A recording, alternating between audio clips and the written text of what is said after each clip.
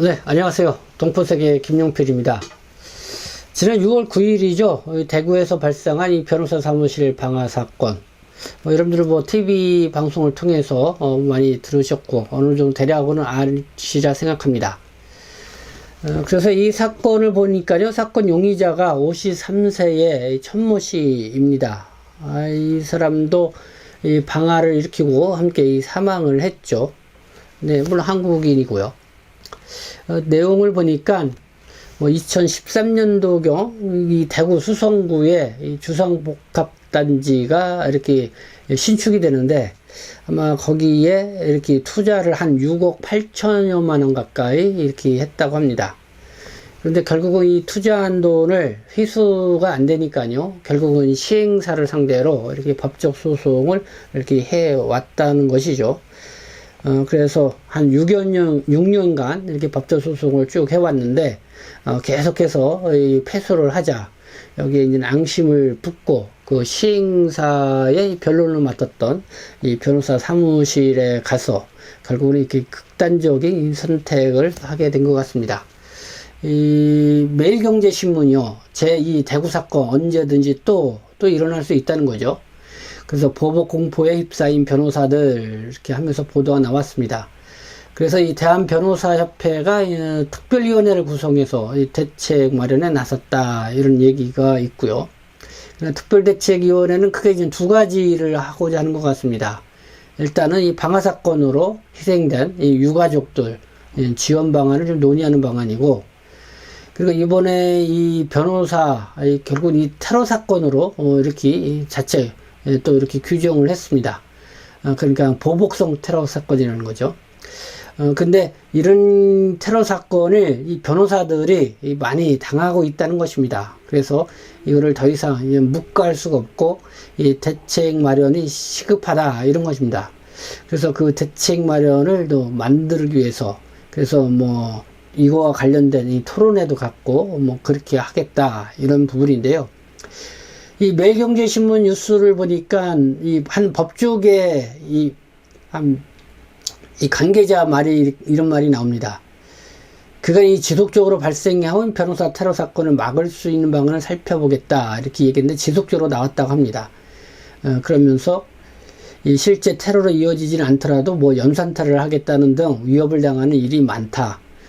피해 당사자들이 쉬쉬해서 알리지 않았을 뿐, 이 법조인들이 사건 처리와 관련해 여러 이 보복성 테러를 입어온 것은 하루 이틀이 아니다, 이렇게 하면서 상당히 이 전문 직종에 있는 이런 변호사들이 이 보복성 테러로 인해서 이렇게 어려움을 겪고 있다라는 그런 뉴스 보도를 볼 수가 있었습니다.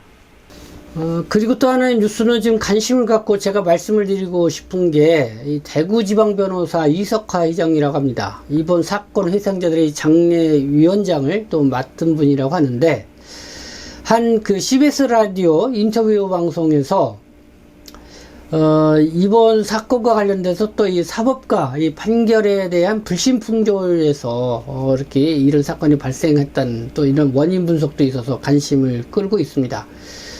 그래서 그 내용을 이 조선일보가 또 이렇게 보도를 했는데요. 한번 조선일보에 난 보도 내용을 통해서 한번 보도록 하겠습니다.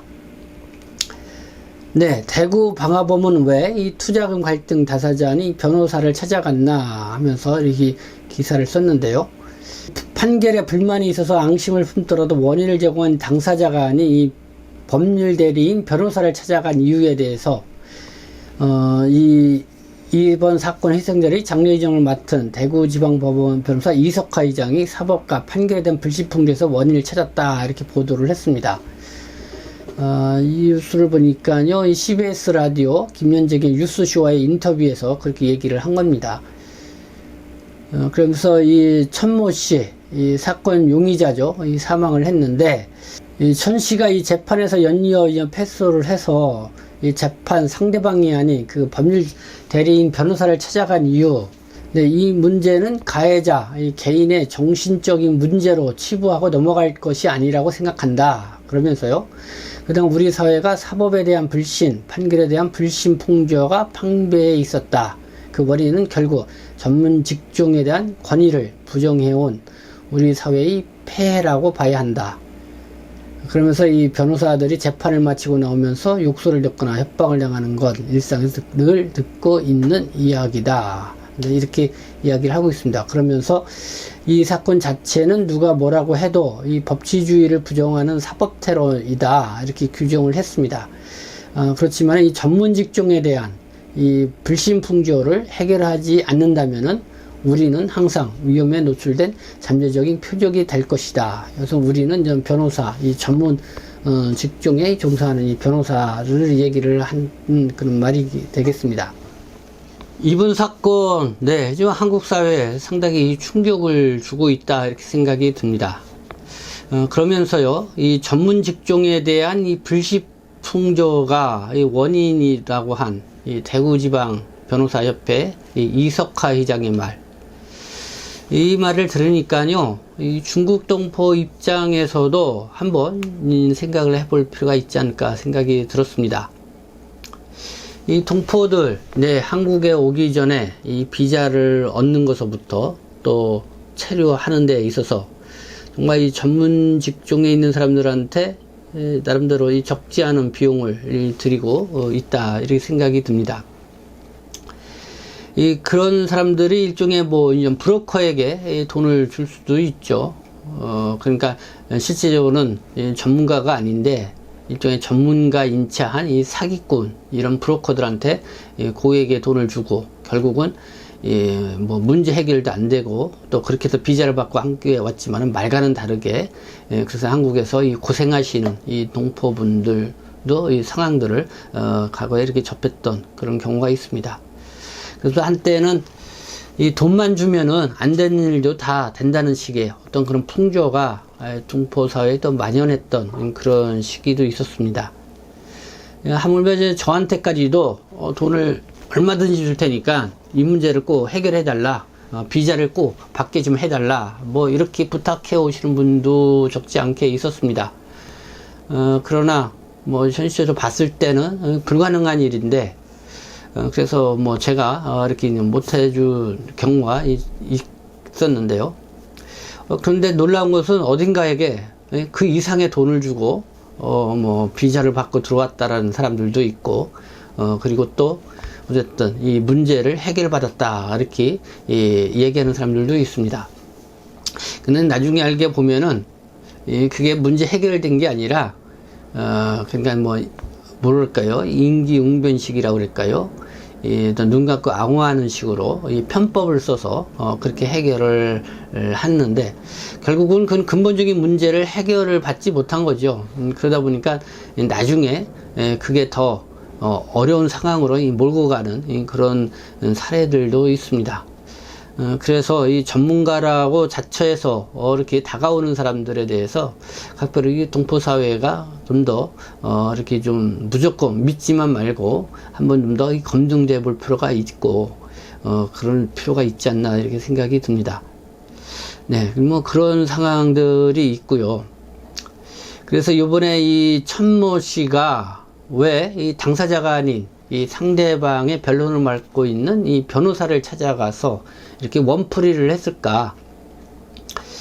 이 천 씨는 사망을 했기 때문에 그 이유를 정확히 알 수는 없을 것입니다. 그러나 또 추정은 해볼 수가 있죠. 그냥 더 많은 돈을 주고 이 사건을 임한 이 시행사, 그냥 신탁사죠. 아무래도 이 천 씨보다는 더 그 변호사가 뭐랄까요, 이런저런 뭐 사법 그 내에서의 법조계 내에서의 관계망도 있을 수 있고 그런 게 이제는 재판에 이렇게 영향을 주었을 것이다 이렇게 생각을 했을 것이죠. 그래서 뭐 이런 말들이 있습니다. 유전무죄, 무전유죄, 이 백없고 돈 없는 사람들 한풀이처럼 하는 말인데 실제적으로는 돈이 있으면은 무죄가 되고 돈이 없으면은 유죄가 되는 그런 상황도 벌어지는 것, 그런 게 또 현실이 아닌가 생각합니다. 그리고 이 한국인과 이 동포들 사이에서 분쟁이 생기거나 사건이 발생할 경우 그러면 경찰서에 조사를 받게 되죠. 그러면 중국 동포들 입장에서는 동포이기 때문에 이 불이익을 받을 거라고 하는 이런 선입견을 갖고 있는 동포들도 적지 않게 있습니다. 근데 실제적으로 또 그런 신분상으로 인해서 이 불이익을 받게 되는 그런 상황들도 뭐 전혀 없지는 않죠. 그렇기 때문에 이렇게 뭐 전문 직종에 있는 사람들에 대한 이 동포사회, 한국에서 생활하면 생활할수록 점점 그 불신이 더 커지고 그게 그냥 팽배해지고 있지 않나, 이런 생각을 갖게 됩니다. 우리 동포들, 처음에 이제 변호사를 위임을 한다. 보통 우리가 변호사를 산다고 그러죠. 그러면 고액의 이 수임료를 주죠. 예, 고액의 돈을 주고 변호사에게 맡깁니다. 그렇게 되면 참 변호사는 그래도 전문가이기 때문에 거의 그 말을 믿죠. 그래서 그렇게 하면 다 문제가 해결될 거로 예상을 하지만은, 근데 결국에 나가면 시간만 제일 끌고 문제는 해결 안 되고 그렇게 되는 경우들이 있습니다. 그렇게 되면은 뭐 상당히 이 수임료로 줬던 거라든가 뭐 이런 거 돌려받을 수 없냐, 뭐 이런저런 이런 또 분쟁이 또 생기기도 하고요. 참 억울함에 이 봉착을 하게 되는 그런 경우도 있습니다. 뭐 그렇게 됐을 경우 이번 사건의 이 천시와 같이 그렇게 극단적인 상황까지는 가지 않는다 하더라도 그게 하나의 마음의 응어리처럼 이렇게 계속 있으면은 결국은 문제가 그게 또 분출할 수도 있는 것이죠. 그래서 이 변호사와 같이 이 전문 직종에 있는 사람들, 특히 이주민이라고 있으니 동포들에게는 각별히 더 신경을 쓰고 잘해야 되지 않을까 생각이 듭니다. 그만큼 이 사회적 책임감, 이 전문 직종에 있는 사람일수록 더 많이 가져야 된다는 그런 생각을 해보게 되는데, 이렇게 전문 직종에 있는 사람이 뭐 변호사만 있는 것은 아니죠. 병원 의사, 또 출입국 행정사, 또 공무원, 뭐 각 사회에 이렇게 있습니다. 그렇기 때문에 이 한국 상황을 모르는 이 동포들 입장에서 볼 때는 이들의 말은 법이고 또 절대 또 따라야 되는 것이고 그런 것이죠.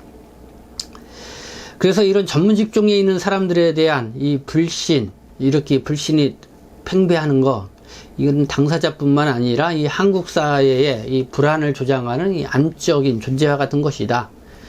그래서 이런 부분을 우리가 스스로 깨닫고 이렇게 전문 직종에 있는 사람들이 좀 더 이 사회적 책임감을 갖고 임할 때 제2의 이 대구 참사 같은 일이 벌어지지 않게 된다, 이렇게 생각이 듭니다.